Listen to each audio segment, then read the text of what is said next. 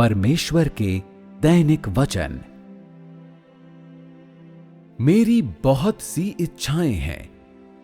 मैं चाहता हूं कि तुम लोग अपने आचरण को उपयुक्त और बेहतर बनाओ। अपने दायित्व पूरी निष्ठा से पूरे करो। तुम्हारे अंदर सच्चाई और मानवीयता हो। ऐसे बनो जो अपना सर्वस्व, अपना जीवन परमेश्वर के लिए न्योछावर कर सके, वगैरह वगैरह। ये सारी कामनाएं तुम्हारी कमियों, भ्रष्टता और अवज्ञाओं से उत्पन्न होती हैं।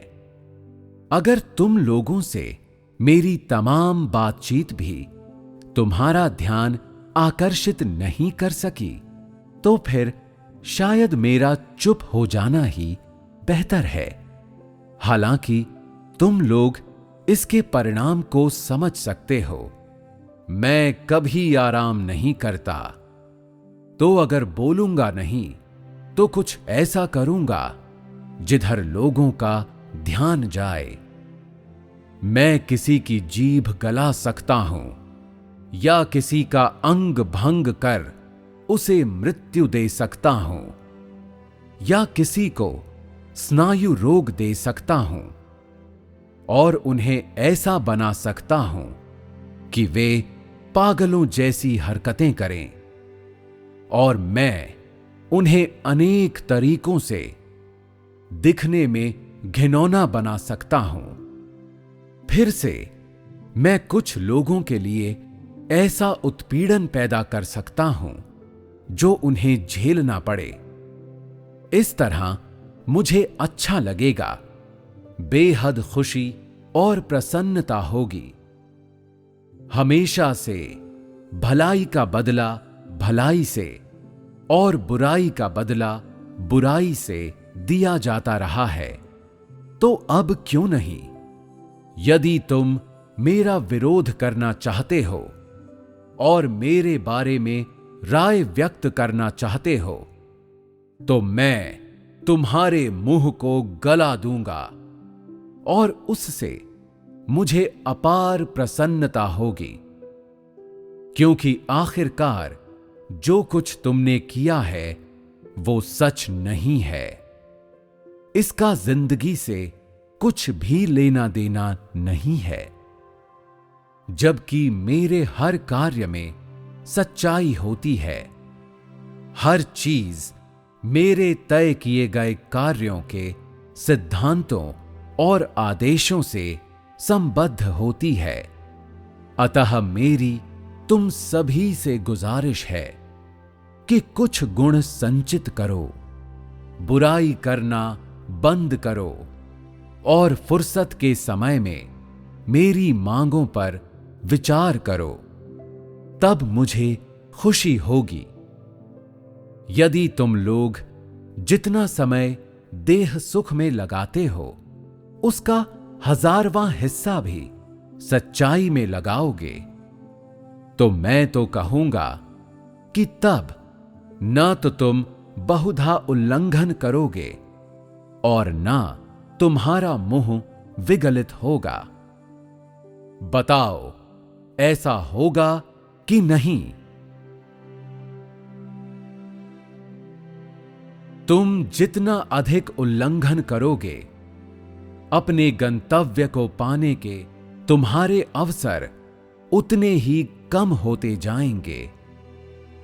इसके विपरीत उल्लंघन जितने कम होंगे, परमेश्वर की प्रशंसा पाने के तुम्हारे अवसर उतने ही बढ़ जाएंगे। यदि तुम्हारे उल्लंघन इतने बढ़ जाएं कि मैं भी तुम्हें क्षमा न कर सकूं, तो फिर समझ लो कि तुमने माफी पाने के अपने सारे अवसर गंवा दिए।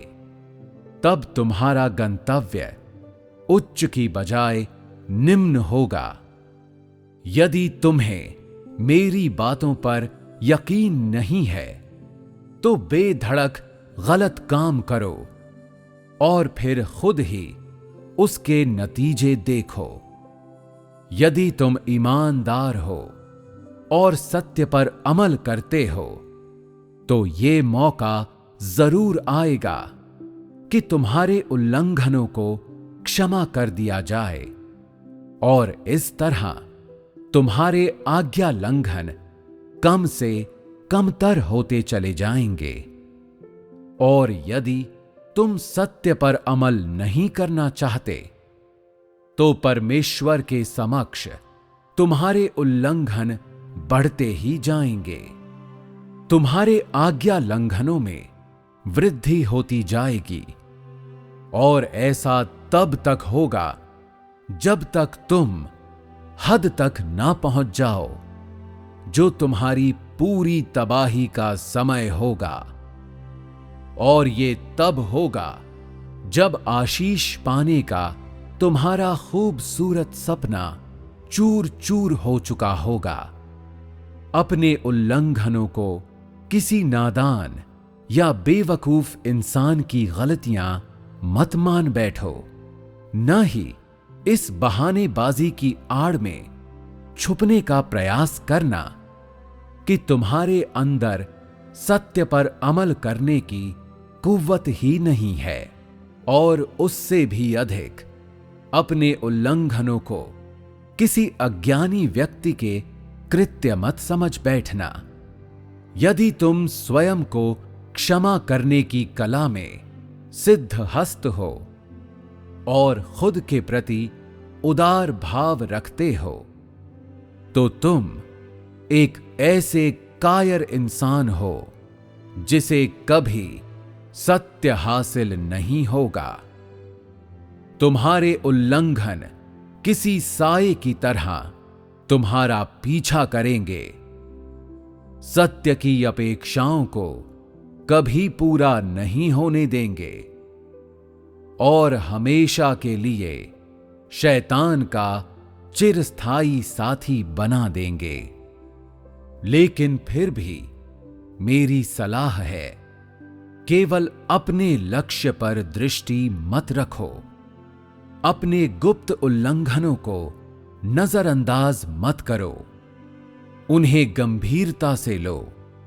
अपने लक्ष्य की चिंता में अपने उल्लंघनों के प्रति असावधान मत रहो।